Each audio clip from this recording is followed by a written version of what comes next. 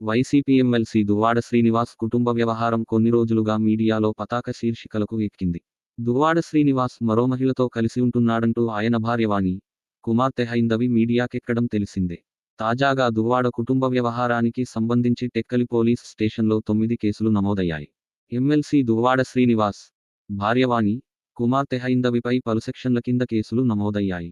దువ్వాడ శ్రీనివాస్ తన భార్య వాణి, కుమార్తె హైందవిపై ఫిర్యాదు చేయగా, వారు కూడా దువ్వాడపై ఫిర్యాదు చేశారు. ఇప్పటికే టెక్కలిలోని దువ్వాడ నివాసం వద్ద పోలీసులు మోహరించారు.